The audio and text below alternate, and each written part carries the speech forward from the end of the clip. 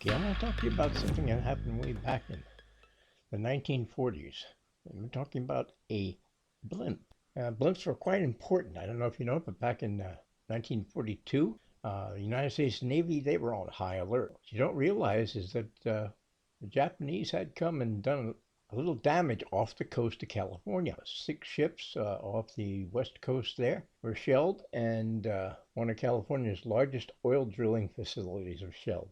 So we had good reason to watch our coastlines because we were that close to having problems right here in this country. So they decided to use blimps to patrol the areas off the coast. So these blimps would regularly go up and cruise the ocean out there and look for any kind of strange, suspicious activity.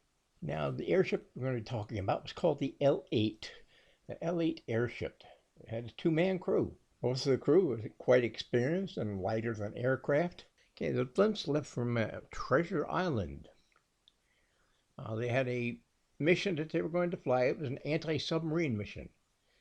So they were going to fly over from Treasure Island. They were going to do a 50-mile radius of San Francisco, and they were headed to the Farallon Islands before heading back to Treasure Island. When they left the Treasure Island, it was about 6:30 in the morning. They had a good 5 miles of visibility outside, and while they were out completing their patrol, they discovered something very suspicious. They discovered an oil slick. Now, an oil slick could mean that there was some kind of enemy vessel there. Could be a surface ship, or it could be a submarine. So the L-8 decided they're going to take a closer look around the sea to see exactly what's going on. Now, while they're out there doing their magic, flying around, checking, being careful, boats reported seeing them. A lot of the boat captains were a little bit nervous seeing the blimp come down close to the water, because it means that the enemy just might be there and this ship was going down to take a look. So it kind of made everybody nervous that was out there, that who was within range to see them going down closer to the water, circling and circling, checking to see if the enemy was close. They performed their search for this vessel, if there was one, for about an hour. During their search, they were watched by the crews of fishing boats who had moved a safe distance away because they did not want to be involved with a foreign warship, just in case there was something there. Anyway, as the time went on, the last of people had seen this ship was down very, very close to the water, circling. But now the base hadn't heard anything from the ship in quite a while. They're beginning to wonder what's going on, because the people that were close, so the command center got nothing back from the blimp. Nothing. But then about 10:49 a.m., there started to be some blimp sightings. Pan American Clipper pilot reported seeing a blimp over the Golden Gate Bridge at about 11 a.m. Some kingfishers, they saw the L-8 3 miles west of Salada Beach at an altitude of about 2,000 feet, which was rather high for an airship because that was considered unsafe to go up too high with the airships. But there was no indication that anything was wrong. It didn't appear to be out of control or in danger. So the ship went on. They noticed that it was starting to descend. A little mile later, an off-duty seaman saw the L-8 as he was driving along the highway by San Mateo, San Francisco. He even stopped, took a picture of it. The gentleman took a picture of it, and he noticed that there was something wrong now, that there was bending in the middle of the blimp. The airship was sagging. By 11:15 a.m., the L-8 was seen approaching the shore of Ocean Beach, San Francisco. The blimp's motors were silent. There was noticeable sagging. It did touch down on the beach for a moment, but it kept moving until it hit the side of the hill. And when it hit this hill, of course, it knocked off one of the depth charges that it was carrying. And of course, now I think it was 300 pounds lighter, so the airship began to rise again.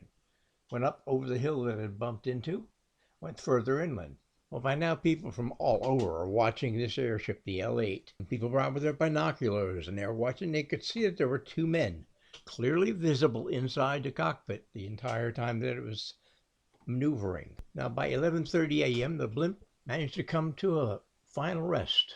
It came to rest on someone's car. Well, of course, all the rescue people hit the road to head toward the area of the blimp crashing into this car. They're hoping they were going to be able to save everyone. The rescuers got to the scene, and they were rather confused. The door was open. Microphone for communication was hanging from the doorway. There was a hat on the control. Life raft and all the parachutes are still there, still in place. The thing that wasn't there is the crew. Crew was missing. They were just nowhere to be found. They checked the craft and found that the engines were in perfect running order. Ignition switches were on. There was supposedly 4 hours of fuel left. One odd thing, they did notice that the batteries for the blimp were drained. And for some reason, someone had dumped part of the fuel supply with no explanation they could figure out. There was an intense search of the area where the blimp had been flying and searching the oil slick in the ocean and also in the areas where it had been spotted by people as it got close to land and approached the beach. The government, of course, started an investigation. They spent 7 days, and 35 witnesses gave their testimony. Many people saw this blimp. They did recall seeing the men definitely inside. There was no indication anywhere that they jumped out of the gondola. No fire, no submersion, no crash injured the gondola in any way. No missiles had struck. The search, the investigation, they came up with zero. Zero. Exactly why did this blimp lose communication and eventually end up crashing in a town on top of someone's car? All investigation came to the conclusion that there was no way that they could identify what happened to this blimp. They offered no explanation. Now, the L-8 was actually repaired and, believe it or not, continued to be used as a training vessel until the end of World War II. And then at the end of World War II, it was returned to Goodyear Tire and Rubber Company. They refurbished it and they renamed it America. And this blimp was used to broadcast sporting events until it was finally retired in 1982. And to this day, there's still no explanation as to exactly what happened to the two-man crew. Anyway, that's it for the L-8. It's quite a mystery, quite a head-scratcher. Anyway, thank you very much for watching the video. Please like, subscribe, share with like-minded friends. Feel free to leave a comment. Thank you again very much. Take care, everybody. Bye for now.